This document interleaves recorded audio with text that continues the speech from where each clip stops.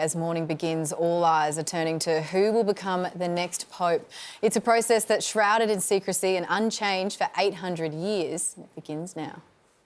Tonight, cardinals from around the world are travelling to Rome for Pope Francis's 9-day funeral rites and to begin the closed-door meetings that will determine the future of the papacy. They discuss the problems of the Church, what the financial situation is, and what are the qualities of a pontiff that are needed to bring the Church forward. At a certain point, they stop those meetings and the conclave begins. It's a ritual first undertaken in the 11th century, the process of which would be familiar to anyone who saw last year's timely Oscar-winning film, Conclave. This is a conclave, Aldo. It's not a war. It is a war. The film Conclave was incredibly accurate, I think, in what actually happens in the chapels. When all those cardinals get there, there's three big things that they'll have to take into that conclave. How are we going to get a leader who will help us be more faithful, more hopeful, and more loving? During the process, cardinals stay within Vatican City, all contact with the outside world cut off, as they cast their first votes to select the next pope. If no decision is reached, the ballots are burned. The smoke comes out of the Sistine Chapel chimney. If it's black, it means no pope has been elected. Multiple votes are held for as long as it takes to reach a decision.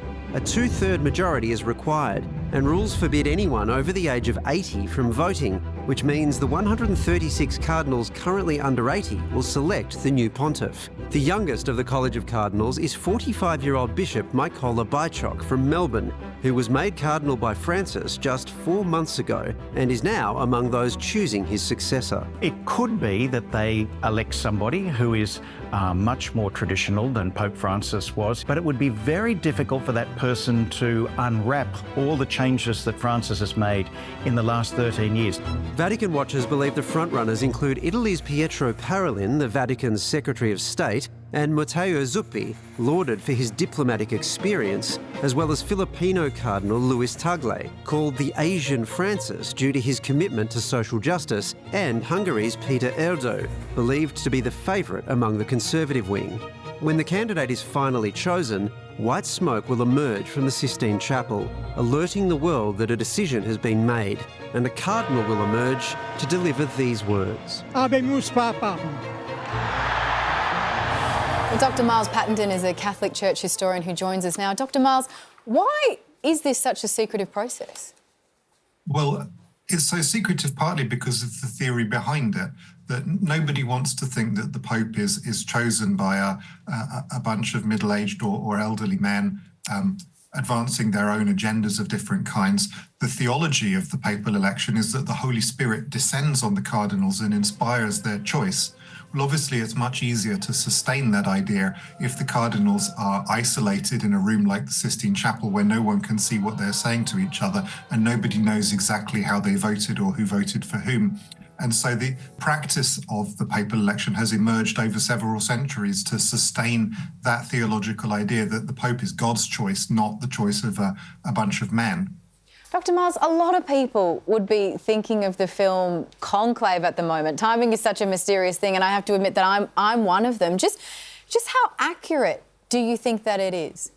Well, I saw that film too, and I thought it was rather fantastic. But it's most accurate in terms of its representation of the process and the visuals, I think, of what goes on. I wasn't so convinced by the characterization of some of the cardinals and the slightly overtly political way in which they talk to each other. But of course, we also see that with senior politicians.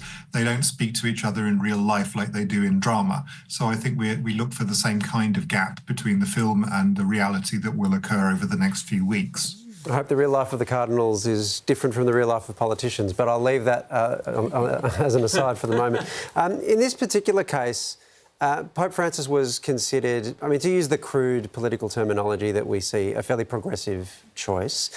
He, of course, chose many of the cardinals who will now be deliberating on this. Does that mean that a pope that walks in his footsteps is more likely now, or do you think the Church might go back the other way?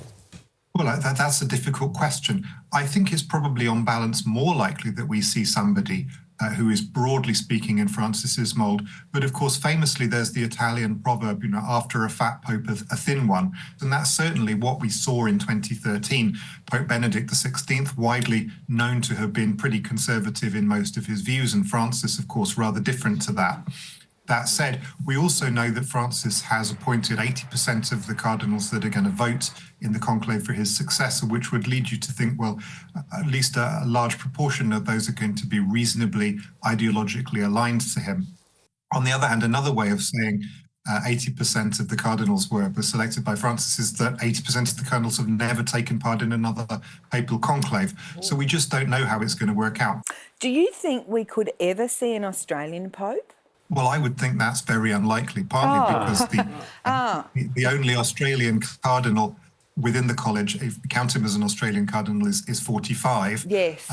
But historically, and I think it still holds, that most of the cardinals don't really want a pope from the Anglosphere. They think that English and American culture is already much too dominant.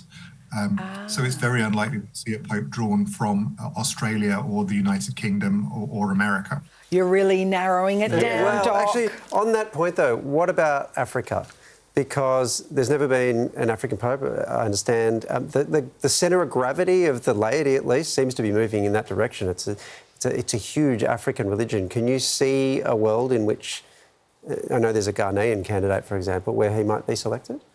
Well, an African pope is certainly a very lively possibility, and that could happen. The thing which counts against some of the leading African candidates is that they are generally a great deal more conservative than the average or the median cardinal.